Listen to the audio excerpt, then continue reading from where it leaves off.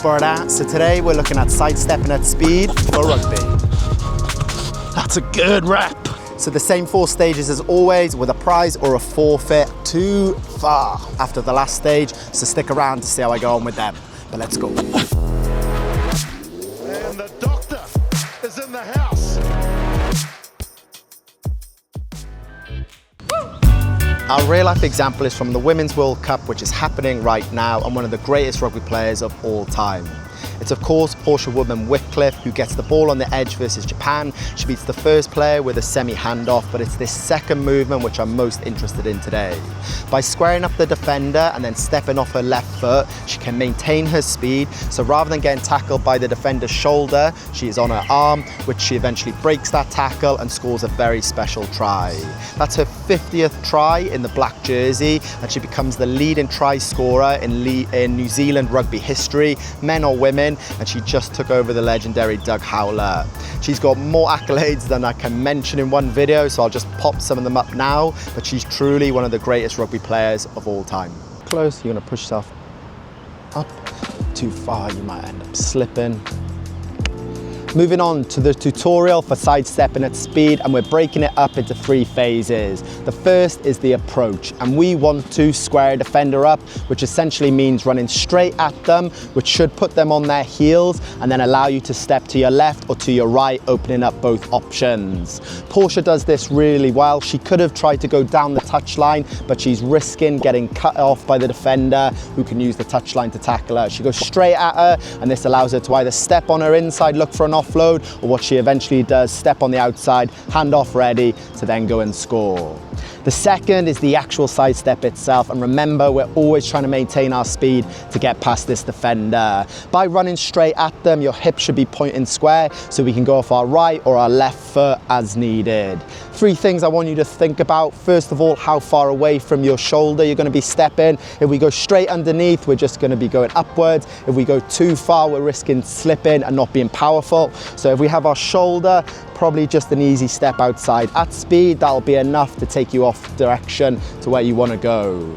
The second is having a really stiff ankle. If we're a little bit floppy or a little bit lax, when we do try to plant into the floor, we're going to be wasting that energy. We want it to be solid as a rock, so as soon as we push, we start coming off in a lateral movement to get past that defender.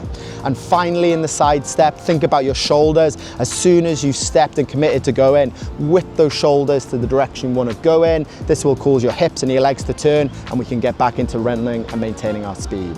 And finally, what we do after the sidestep is just as important to get us away from this defender. Thinking about the distance of the sidestep, there's lots of variables: how fast you're traveling, who's defending you, are there extra defenders, what space are you in? So play around with it, but generally being 2 to 3 meters away will give you enough distance to at least get on the outside of this defender in most situations, but play around with it. 2 things to think about is which hand you need the ball in to release your hand off. It can be a last gasp to push the defender down and get you away, but the main thing after we sidestep is looking for 3 steps of fast acceleration. This is often enough to get us away from that defender's final hand grasp or ankle tap, and should put us into the clear.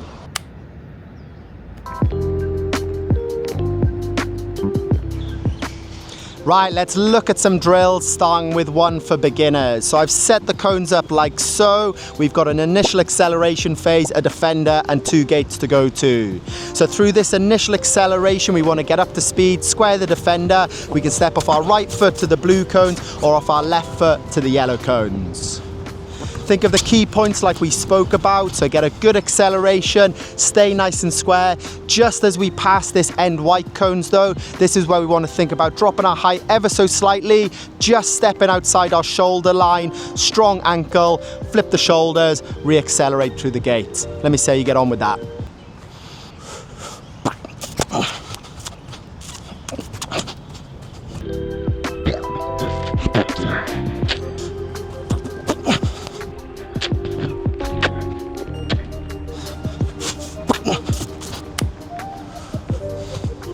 Right, to advance this drill for intermediates, we're going to add in a secondary change of direction. So where the blue and the yellow gates were, I've just extended it by another 4 to 5 steps. So this time when you're going to come through, you're going to do the acceleration, step off your right to the blue, then step off your left and re-accelerate through the final gate. As simple as that. Try and think of the same points on the first step as for the second step. So distance, stiff ankle, shoulders, and the re-acceleration.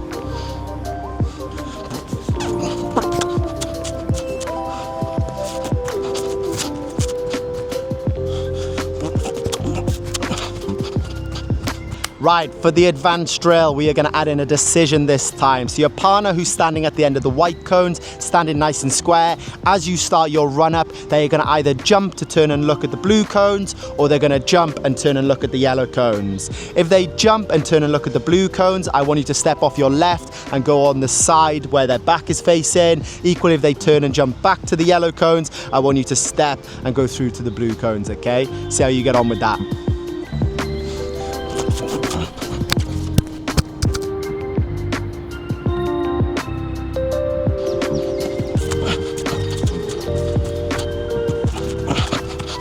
Right, a couple of ways to advance this drill even further. The first is having a rugby ball in your hand so it feels more like a game. The second is then being able to switch the ball into a single hand and get your hand off out. The way to think about this is this defender is the one that's then going to try and tackle you. So for the first acceleration, always ball in 2 hands. But as we make that step, I then want us to switch it into the hand that's furthest away from the defender, get the hand off out, reset, and then we can step again and carry on accelerating.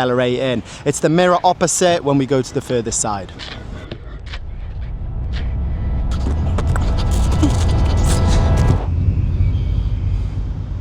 Yes, it's the challenge, and today I'm going to be going up against the advanced drill where I need to make a decision on the sidestep. How am I going to do that? With this app that I've got on my phone. So once I press it, there's a 5-second countdown where I need to get back to the start, re-accelerate, then it's going to show me an arrow left or right, which I have to react to correctly. I'm going to have 10 goes at these. If I get 7 or above, I'm going to count it as a win, and I'm going to get the prize, which today is going to be me baking in a banana bread and taking you all the way step by step. But if I get 6 or low, we're going into forfeit territory. And today it's going to be 100-meter walk-in lunges with the added rules that I can only rest on the 22 halfway in the furthest 22. If I stop for any reason, I'm going back to the start. So I really don't want to do that. The burpee broad jumps I did the other day for 100 meters were bad enough. Enough chatting. Let's get into this challenge. Oh, you look right. Here we go into the challenge. 10 side steps. Right, so I got 5 seconds before it's going to show me. 2, 3. Oh, wrong way, straight away. Oh, that really doesn't give you much time there. Right, there's one fail. Oh, geez.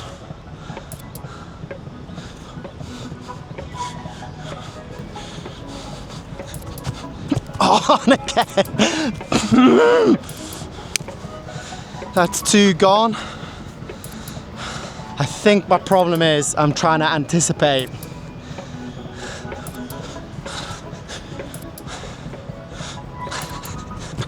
Oh no. Oh, I've got it wrong every single time. Come on, that was rubbish. Right, here we go.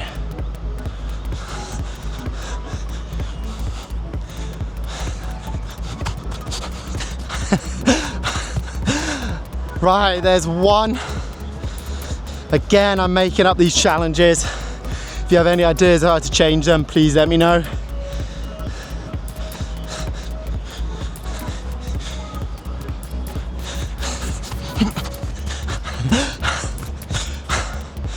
Right, there's 2 from 5. I am being a bit of a scaredy cat here. I need to try and time these a bit better. So let's go. 1, 2, 3, 4.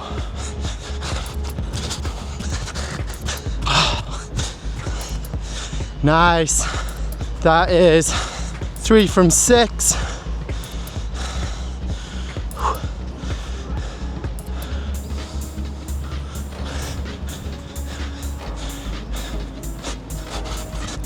Oh no. That's 3 from 7. So it looks like it is gonna be the lunges for today. Come on, let's see if we can finish strong. Right, see how close to this change in direction we can go.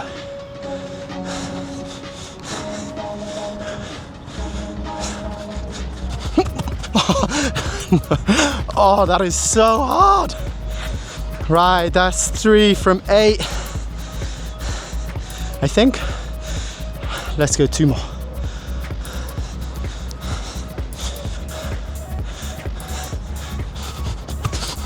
That's a good rep. Oh, right, that's 4 from 9. Let's go.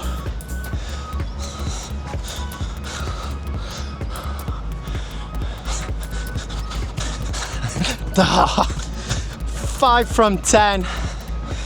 Oh, close, but no cigar there. That's a pretty tough one, trying to see those arrows moving. But I said if I failed, I'm doing the lunges. Let me pack everything up and then I'll see you on the try line. Come on. So with pretty much all these challenges, I just have a little bit of a think of a fun game to play with it. Sometimes they work, sometimes not. I don't think that was my best one. But if you have any suggestions for challenges, forfeits or prizes, drop them in a comment below. I'll generally use them as long as they're pretty reasonable. Right, I'm on the try line. Let's get into this. Just a reminder, I can't stop unless I'm on the 22s. So let's see how we go. If you'd like to get yourself a borrowed art t-shirt, head to thisissevens.com. It really helps support the channel. Right, made it to the 22. Not too bad a start, but I did do legs yesterday and they're feeling pretty tired. Right, next stop is the halfway. If you have any ideas for forfeits, prizes, challenges, or skills you'd like to see in the video, chuck them down in the comments below.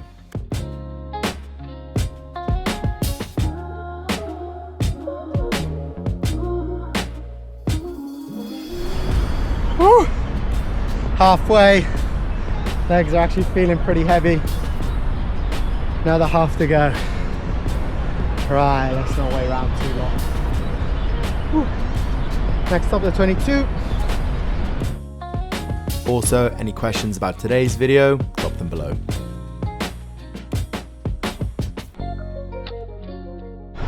Oh, they're filling up now.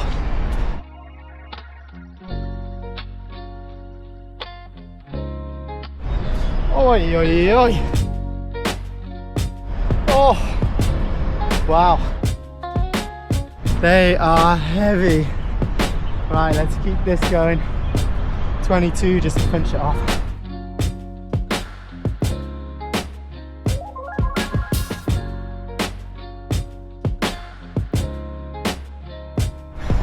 Last 5 meters. Oh, wow. That is heavy legs. I will say not as hard as the burpee broad jumps that I did in a previous video, but still, that's tasty. Diolch yn fawr for watching. Head to thisissevens.com if you want to get some clothing. We have some more stuff coming very soon.